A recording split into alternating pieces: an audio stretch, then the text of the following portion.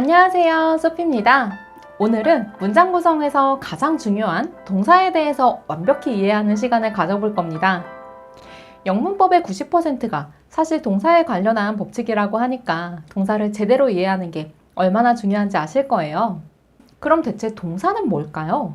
많은 분들이 지금 동작, 행동, 서술어 이 세 가지 정도를 떠올리셨을 것 같은데요. 그렇습니다. 그건 동사의 기본 개념과 역할이죠. 하지만 우리가 동사를 쓸 때 확신이 없거나 실수를 하는 건 이런 개념을 몰라서가 아닙니다. 바로 동사의 숨은 의미와 기능을 제대로 인식하지 못하기 때문이죠. 문장을 구성하는 모든 품사 중 오직 동사만 가진 유일한 기능이 있습니다. 그건 바로 우리가 시제라고 부르는 것이죠. 시제라는 것은 어떤 일이 발생한 시점을 말합니다. 여기서 중요한 건 발생했다는 조건입니다. 동사는 반드시 현실로 발생한 것을 이야기할 때만 쓸 수 있습니다. 발생 시점이 이미 지났다면 과거, 지금도 일어나는 것이라면 현재인 것이죠. 이렇게 말이에요.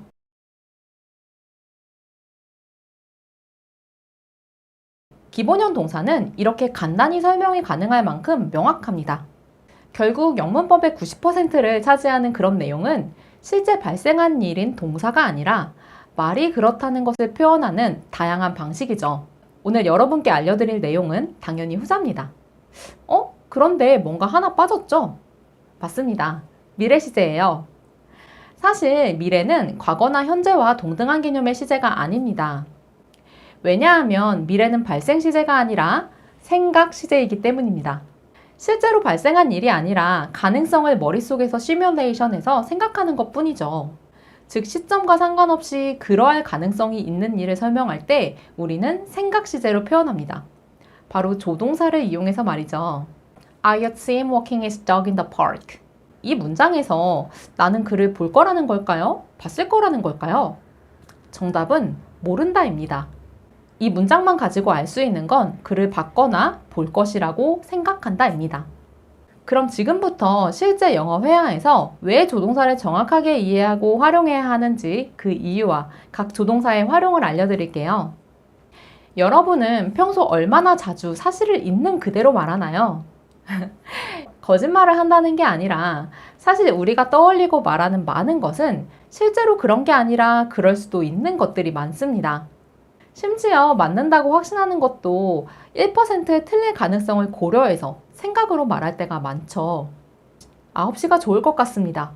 이런 표현들 말이죠. 이때 그 상황이 실제로 일어날 가능성과 내가 그 일을 바라보는 관점에 따라서 다양한 조동사로 표현을 할 수 있습니다. 이렇게 9가지 조동사가 있습니다. 그리고 must를 빼곤 전부 같은 의미로 둘씩 짝지을 수 있습니다. 여기서 이것들은 미래, 그리고 이건 과거형이라고 배우고 아마 아직도 그렇게 생각하는 분들이 많으실 겁니다. 물론 그것도 완전 틀린 내용은 아닙니다. 하지만 그건 조동사를 그렇게 쓸 수 있는 하나의 예시 혹은 결과일 뿐 근본 원리가 아니기 때문에 모든 상황에 대입했을 때 맞지 않는 겁니다. 조동사의 여러 형태는 발생 가능성에 따라 나뉜 것 뿐이에요. 예를 들어서 만일 내일 강수 확률이 30%라면 여러분은 우산을 가지고 가실 건가요? 저라면 안 올 가능성이 더 높으니까 굳이 우산을 챙기지 않을 것 같아요. 그럼 이번엔 장마철이라서 90%의 확률로 비가 올 거라고 한다면 아마 그 전날부터 우산을 챙겨 놓겠죠? 이처럼 똑같은 예상이어도 우리는 상황에 따라 다른 행동을 합니다. 그럼 당연히 말로도 다르게 표현하겠죠? 쉽게 말해서 기본형인 will은 강수 확률이 90% 이상이고 would는 50% 이하와 비슷한 느낌입니다. 가능성에 따라서 조동사를 나열해보면 이렇게 됩니다. 그럼 이 원리에 따라서 자주 쓰는 표현을 한번 깊이 있게 이해해 볼까요? Could you help me? Can you help me? 왜 첫 번째 문장이 더 공손한 표현이라고 하는 걸까요? 그 이유는 상대의 행동의 가능성을 낮게 잡았기 때문입니다. 내 말대로 뭐든 하는 그런 아랫사람한테 얘기하는 게 아니라 상대방의 자유의지를 더 많이 고려한 것이죠. 혹은 혼자 충분히 할 수 있지만 해줄 수 있으면 도와달라는 그런 의미일 수 있습니다. 즉, 도움이 일어날 가능성이 낮은 그 어떤 뉘앙스로도 해석이 가능한 거예요. 캔을 쓴 두 번째 문장은 더 적극적으로 도움을 요청하는 표현입니다. 따라서 상대가 당연히 도와야 할 상황에선 can으로 말하는 것이 더 자연스럽죠.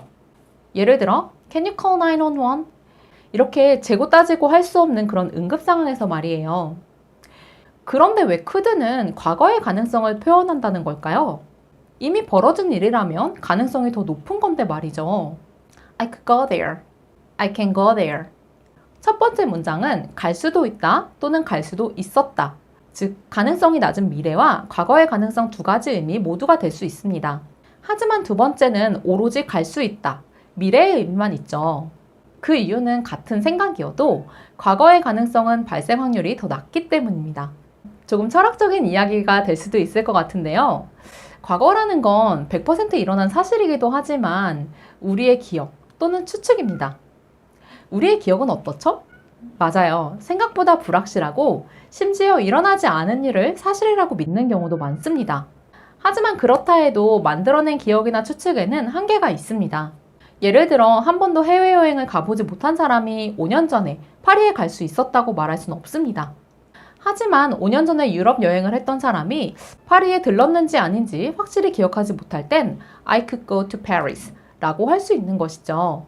하지만 똑같은 두 사람이 5년 후에 파리가 갈 수 있다고 말할 수는 있습니다. 미래는 아무것도 채워지지 않은 하얀 도화지 같은 생각이기 때문이죠. 이때 가능성의 크기는 각자의 여건과 의지에 달렸을 뿐입니다.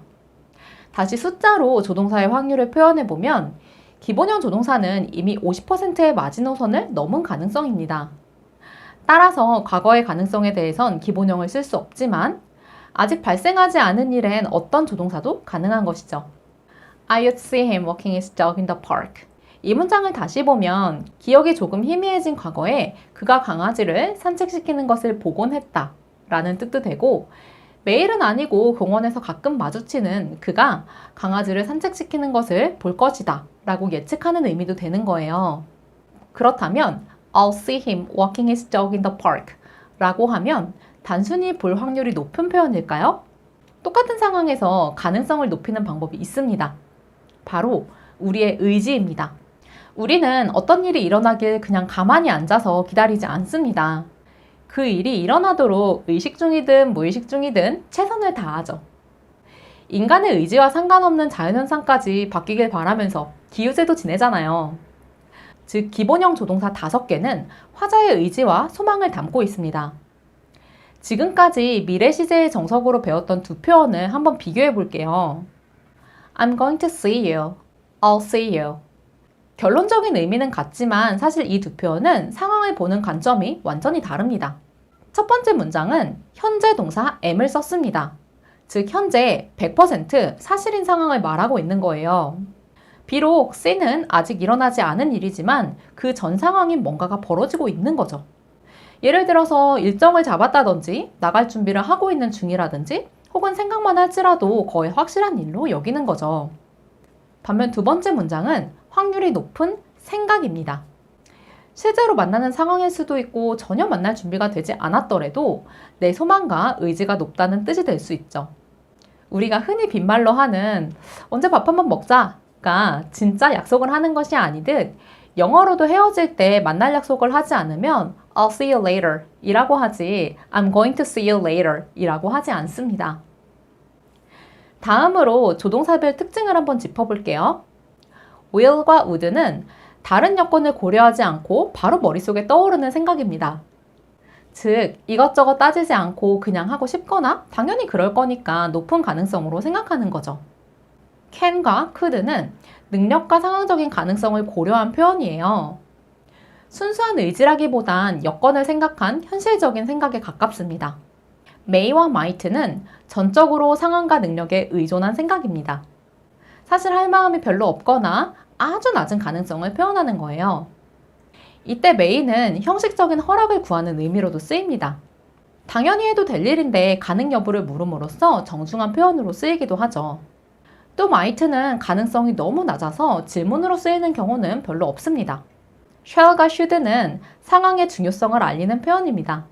따라서 뭔가를 해야 한다고 사실로 말하는 have to와 다른 거예요. 중요하다는 내 생각을 말하는 것이기 때문에 가벼운 권유부터 의무까지 넓은 의미로 사용될 수 있습니다. 여기서 shall은 현대 영어에선 그 쓰임이 적어져서 권유하거나 꼭 그렇게 하라는 의미 혹은 약속의 의미로만 쓰입니다. 마지막으로 must는 상황이나 능력을 의도적으로 고려하지 않은 표현입니다. 무조건 내 생각이 맞고 그렇게 해야 한다는 것이죠. 나이, 성별, 인종, 그 어떤 것도 상관없이 누구나 따라야 하는 규칙을 말하거나 혹은 이렇게도 쓰입니다. You must be smart. 너의 실제 지능이 어떻든지 내 생각에 넌 무조건 똑똑하다고 판단하는 겁니다. 그래서 흔히 틀림없이 뭐뭐하다 라는 의미로 해석되기도 하죠. 자, 이제 이렇게 조동사를 보는 관점에서 여러분이 진짜로 어려워하는 가정법을 한번 이해해 볼까요? If I speak English, I will have more chances. If I spoke English, I would have more chances. If I had spoken English, I would have had more chances. 영어를 잘하게 된다면 여러분의 인생은 어떻게 달라질까요? 더 좋은 직장, 연봉, 더 넓은 세상으로 나갈 기회 등 전부 영어만 가능하면 지금 당장 가능한 것들입니다. 하얀 종이 위에 뭐든 쓸 수 있는 것처럼 말이죠. 따라서 가능성이 높은 will입니다. 그런데 지금 당장은 어떤가요? 바로 지금 원하는 만큼 영어를 하지 못하는 상황에서 방금 이야기했던 것들은 전부 일어날 가능성이 낮습니다. 따라서 would인 거죠. 만약 이번 기회에 영어의 벽을 넘지 못하고 세월이 흐르고 만다면 그때 영어만 잘했어도 이런저런 기회를 얻었을 거라는 이미 지난 가능성에 대해서 이야기할 수도 있겠죠? 그때는 would have had 입니다. 마지막 문장은 지금 사실 완벽히 이해가 가지 않는 분들도 있을 거예요. 이건 다음 수업인 완료 표현을 배울 때 더 자세히 설명해 드릴 테니까 조금만 기다려 주세요. 지난 강의에서 장면을 풍성하게 하는 액자식 구성에 대해서 배웠던 거 기억하시나요? 그때 장면을 다른 사건과 통으로 연결하지 않고 짧게 암시만 줄 수 있다고 했었죠. 그 짧은 암시는 동사를 이용해서 세 가지 다른 시점으로 표현을 합니다. 바로 V, ing, to V, V, pp입니다. 아마 동명사, 진행, 분사, 투부정사 등 많은 문법 용어가 떠오르실 거예요. 하지만 이게 얼마나 다양한 이름으로 불리든 원리는 하나입니다. ing는 진행이라는 기본 원리로 시작해서 동시 상황이거나 비교 시점보다 더 먼저 발생한 일인 경우에 쓰는 표현입니다. 지금부터 이 ing는 동시 상황이라고 할게요. to V는 전치사 to의 의미 그대로 가는 방향, 즉 아직 일어나지 않은 일인 미리 보기이고 VPP는 다른 카메라의 관점으로 보는 겁니다. 지난 시간에 배웠던 사연 넣기, 또 다른 사건, 속편 이 세 가지를 어떤 위치에 넣는지만 잘 기억하고 계시다면 짧은 암시는 훨씬 쉽습니다. 먼저 짧은 암시의 사연 넣기부터 볼까요? The dog chase after a boy is very big. dog의 사연은 아이를 쫓는 거예요. 동시 상황이라면 chasing, 미리 보기라면 to chase, 다른 관점이라면 이 장면 그대로 나올 순 없고 A boy chased after by the dog is scared. 이렇게 됩니다. 응용해서 한번 다음 장면들을 구성해 보세요.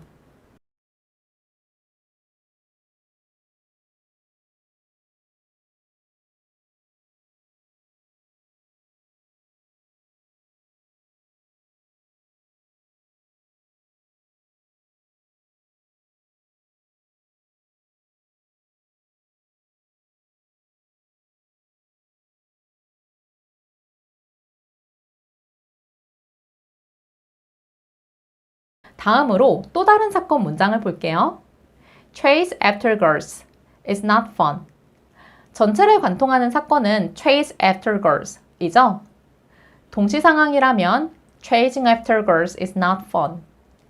미리 보기, 즉 나의 주관적 의견이라면 he didn't want to chase after girls 입니다. 다른 관점은 추가 작업이 필요한데요. 전체를 관통하는 사건이기 때문에 화자를 바꿀 수가 없어요. 대신 속마음 시점 B로 표현한다고 기억하면 굉장히 쉽습니다. Being chased 혹은 to be chased after is not fun either. 마지막으로 속편을 한번 제작해 볼까요? 동시 상황 Chasing after you, I saw a dog. 미리 보기 I sneaked to chase after you. 속마음 관점에서 보는 속편 Being chased after, I didn't know where to go. 이 짧은 암시 역시 그게 실제 발생한 사실인지는 중요하지 않습니다. 예를 들어서 Staying at home is recommended to prevent the spread of COVID-19.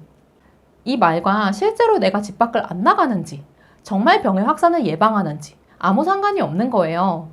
이걸 사실로 만들고 싶다면 암시가 아닌 지난 강의에서 배운 실제 벌어진 이야기, 절로 연결하면 됩니다. 이렇게요. It is recommended that I stay at home to prevent the spread of COVID-19. 혹은 Staying at home prevents the spread of COVID-19. 어떤가요? 이제 진짜 이야기와 머릿속 이야기를 구분하실 수 있겠죠? 교재에 있는 더 많은 예문을 다각도로 해석해 보세요. 지금까지 법칙으로만 보였던 문장이 화자의 의도가 보이는 생생한 이야기로 느껴질 겁니다. 오늘 미션은 사연 넣기, 다른 사건, 소편에 해당하는 예문을 하나씩 만들어서 댓글로 다는 겁니다. 중요한 건 글자가 아닌 생생한 장면으로 떠올려야 한다는 거 다들 아시죠? 그럼 다음 수업에서 뵐게요.